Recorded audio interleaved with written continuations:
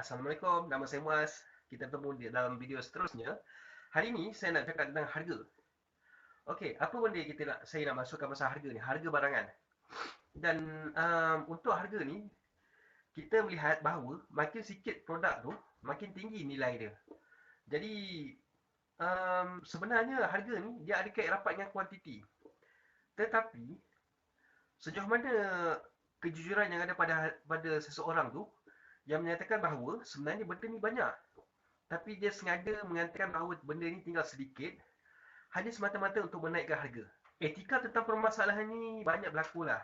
Dan ada juga orang yang tidak jujur dalam berniaga. Contohnya macam ni. Dia menunjukkan produk, lepas tu dia kata, kalau nak PM saya, personal message. Dan bila dia personal message orang tu, bila orang tu melihat bahawa macam orang tu macam kaya, dia mengenakan harga yang tinggi. Bila dia melihat orang, profile picture orang tu macam orang biasa-biasa, dia membuatkan harga yang rendah. Tapi kita kemudiankan benda tu sebab kita kata bahawa teknik itu adalah teknik yang kurang amanah lah. Tapi kita tak sentuh pasal hal itu sangat. Saya nak fokus tentang barang-barang yang memang betul-betul sedikit dan secara tak langsung menaikkan harga barang tu. Dan benda ni pernah ada kes, iaitu contohnya kita ambil contohnya macam makanan. Apa benda ya? Apa benda yang saya pernah dengar? Saya pernah dengar cerita pasal caviar. Caviar ni adalah bukan salah satu makanan yang datangnya daripada telur-telur ikan. Pernah suatu ketika di zaman dahulu, ikan ini banyak dan dia bertelur dan setiap nelayan menangkap ikan-ikan ni dan mereka mengumpus begitu sejumlah banyak telur daripada ikan-ikan betina ni. Dan makanan caviar ni terlalu banyak sehingga kan mereka dibuang begitu saja kerana tidak mampu untuk menjual kesemuanya. Sekarang ni ikan tu makin bebus dan ikan ini tinggal sedikit sahaja. Dan secara tak langsung, zaman sekarang menjadikan caviar adalah makanan yang paling mahal, lebih mahal daripada daging dan lebih mahal daripada makanan-makanan yang lain. Dan caviar ni dia menunjukkan sebagai satu martabat. Dia menunjukkan sebagai satu benda yang hanya boleh dikonsum, boleh dimiliki oleh orang-orang yang berada saja. Jadi apa poinnya untuk kita menaikkan harga barangan? Contohnya macam kalau ada logik kat situ, kita naikkan harga barangan yang kualiti dia makin lama makin tinggi. Tapi hanya untuk merasa sesuatu yang berlainan dari yang sebelum ini, hanya kerana caviar itu mempunyai satu cita rasa yang unik, sebenarnya dah tentulah ia merasa satu benda yang berlainan sebab dia ialah daripada spesies haiwan yang lain. Tetapi jika ini kita jadikan sebagai satu privilege, kelebihan pada orang-orang kaya saja, secara tak langsung ia menafikan golongan-golongan miskin yang mana mereka tidak mendapat menikmati apa benda yang kamu nikmati. Kita sebagai umat Islam, kita sebagai masyarakat Malaysia, tidakkah kita sentiasa membantu antara satu sama lain dan kita nak apa benda yang kita ada pun kita nak orang lain ada. Apa benda yang kita rasa, kita nak orang lain rasa macam apa benda yang kita rasa juga. Dan apa yang membingungkan lagi hal ni, menceritakan tentang bila kuantiti tu makin kurang, harga makin melambung.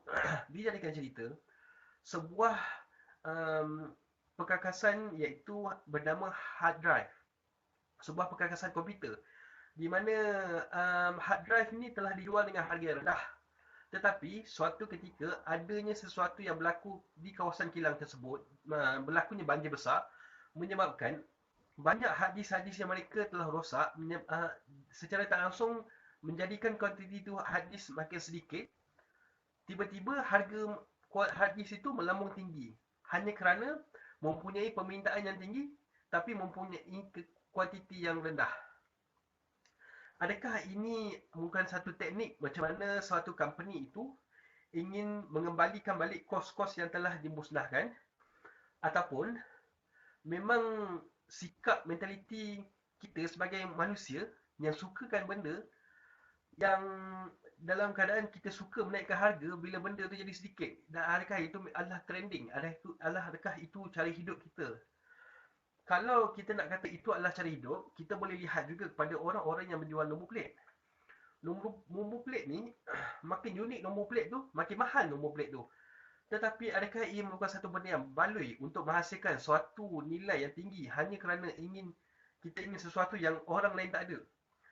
Tidakkah kekayaan tu, kalau kita betul-betul nak tunjuk ke orang, tidakkah kita boleh tunjukkan dengan sekolah yang kita bina, ataupun perpustakaan yang kita buat, ataupun rumah yang gah di mana setiap hari kita menerima tetamu yang ingin sangat mengunjung, dan boleh jadi kita ingin membina suatu dewan yang besar untuk kegunaan orang ramai. Sebenar-benar kisah, memanglah kita tidak patut untuk menunjuk kekayaan itu. Tetapi kalau kita betul-betul nak menghabiskan suatu jumlah yang besar hanya kerana, kenapa tidak kita menghabiskan duit tu dengan membuat satu infrastruktur yang bermanfaat pada masyarakat? Kerana apa nombor plate boleh bantu kepada orang-orang yang sedang lapar ataupun orang yang sedang susah? Benda ni hanyalah untuk menunjukkan bahawa kita mampu untuk memiliki sesuatu yang orang lain tak mampu miliki. Antara kesedihan yang kita akan alami ialah benda ni takutnya mewujudkan sifat dengki-dengki antara satu sama lain, yang merasakan bahawa dunia ini tidak adil. Apakah penyelesaian pada kisah ni? So, di manakah berakhir benda ni? So, adakah ini bermaksud bahawa setiap barangan-barangan yang kita jual, dia ada limit harga untuk dijual? Bagi saya, harga limit sesuatu barangan yang patut dijual ialah bergantung kepada berapa kos yang diperlukan untuk menghasilkan produk tu. Jadi, semuanya tertakluk pada foundation. Semuanya tertakluk kepada permulaan, di mana macam mana barang tu dibuat dan apa fungsinya produk-produk tersebut, dan kita kategorikan produk itu sama ada produk itu memang betul kita perlukan ataupun bersifat kehendak. Jadi habis tu bagaimana untuk menjadi kaya raya? Macam mana caranya, apa yang relevan untuk kita menjadikan satu benda tu yang mana benda tu menjadikan kita seorang hartawan?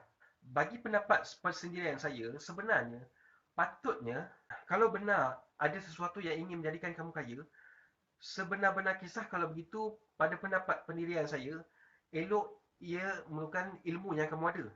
Ilmu yang kamu miliki, baik kamu mewujudkan subjek-subjek yang baru, mengajar benda-benda yang baru, ataupun kamu menginovasikan sesuatu yang mana kamu berfikiran kreatif dalam menghasilkan karya ataupun puisi, yang mana kamu dapat mempersembahkan bakat yang kamu ada, yang mana ketika itu kata-kata kamu mampu menenangkan pada sesiapa yang mendengar. Kekayaan itu selayaknya ialah pada orang yang mengejar sesuatu, yang mempunyai satu kebolehan dalam memberi informasi-informasi yang baru yang membuatkan kehidupan kita begitu bertenaga sekali. Jadi, adakah salah untuk memiliki kekayaan dengan secara menjual barang? Bagi saya tidak salah. Sebab tu saya mengatakan bahawa pendapat inilah pendapat peribadi. Pendapat saya, bila kita menjual barang iaitu barang yang rutin, barang yang berulang-ulang, tetapi apa benda yang kita bagi pada orang tu tidak membuatkan kita menjadi orang yang lebih baik. Kita hanya menjual baju. Lepas baju, lepas baju, lepas baju. Tidak ada peningkatan dalam segi ilmu dalam diri kita.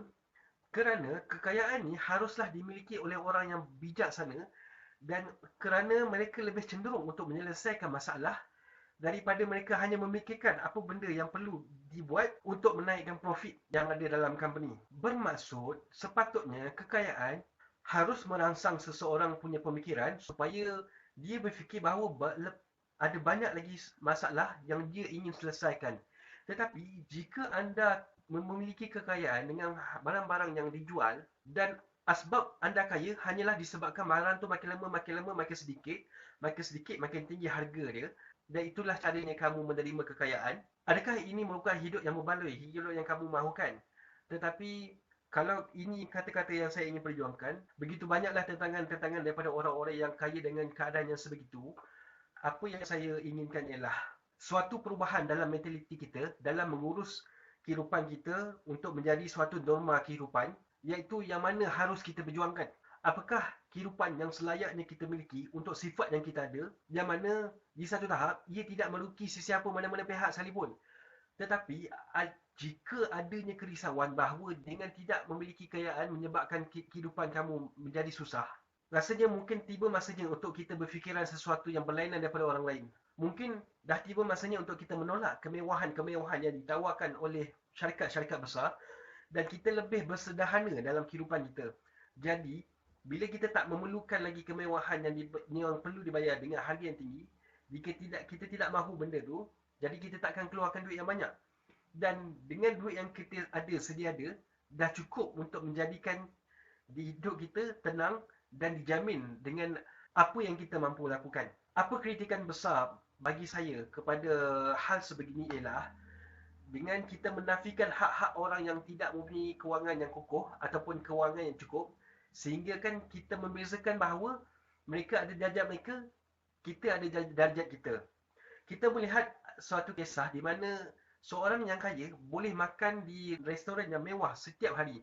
Padahal orang yang miskin hanya mampu makan di dalam restoran hanya sebulan sekali. Dan kemudian kita pula memuji orang yang miskin itu, kita mengatakan bahawa lihatlah kegembiraan yang ada di wajah orang miskin itu yang membawa ahli keluarganya makan di restoran yang mewah, walaupun hidup mereka tidak seberapa, tapi dia berjaya buktikan bahawa dia boleh menikmati kehidupan seperti yang kita alami. Padahal sangat berbeza dengan apa benda yang kita ada. Kita boleh makan di restoran mewah itu setiap hari. Jadi sampai bila kita ingin mengasingkan masyarakat untuk gaji yang sebegini dan untuk gaji yang sebegini dan untuk gaji yang sebegini, yang mana produk-produk kita sampai suatu tahap boleh hanya mampu dibeli oleh golongan-golongan yang kaya-kaya sahaja. Apakah itu keadilan? Apakah itu yang bersikap sama rata? Macam mana caranya untuk kita membuatkan orang bahagia dengan apa benda yang mereka ada? Adakah relevan untuk membuatkan orang sekeliling rasa dengan apa benda yang kita rasa? Apakah pula pendapat peribadi anda? Adakah tidak bermasalah untuk anda memikirkan tentang diri anda sahaja? Sebab kenapa anda sibuk tentang orang lain padahal anda perlu pentingkan diri sendiri? Jadi persoalannya ialah apa kehidupan yang kita inginkan, apa kehidupan yang kita akan dapat, di manakah penghujungnya perkara ini, dan apa sebenarnya benda yang kita kejar-kejar dalam masa kita menentukan apa benda yang seharusnya kita lakukan. Adakah kita mempunyai ketakasan dalam berfikir? Adakah kita mempunyai tanggungjawab untuk memastikan kita dapat membantu orang sekeliling, tak kiralah sesiapa sahaja mereka sekalipun? Adakah apa yang saya katakan ini merupakan satu konspirasi ataupun kontroversi yang mana hujahnya adalah sangat senang untuk dimantah? Jika anda mempunyai satu kata-kata ataupun nasihat ataupun sesuatu kritikan, boleh juga nak bagi tahu kat saya ataupun tuan tulis di komen di bawah ataupun buat video untuk membantah apa benda yang saya cuba suarakan, kerana saya sentiasa ingin cuba belajar sesuatu benda yang baru dan saya sentiasa ingin mengetahui tentang apa yang orang rasa, dan saya juga ingin juga mencari sesiapa sahaja yang sama berfikirannya macam saya. Apa-apa pun sengaja saya bercakap sesuatu yang sebegini kerana saya sentiasa inginkan suatu perdebatan yang sihat. Saya sentiasa inginkan suatu tentangan ataupun suatu cabaran, sebab saya tidak seronok dalam hidup dalam keadaan saya dah tahu apa benda saya buat, tapi saya sentiasa inginkan sesuatu yang lebih, iaitu ilmu pengetahuan yang ada di setiap minda tuan-tuan semua. Jadi, jadikanlah diri kamu sebagai satu tentangan, ataupun boleh jadi kita akan menjadi satu sahabat yang baik, dan akhirnya suatu hari nanti kita akan tahu siapakah diri kita yang sebenar. Apa-apa pun kita akan buat topik baru lepas ni, insya-Allah, sehingga kita bertemu lagi. Assalamualaikum.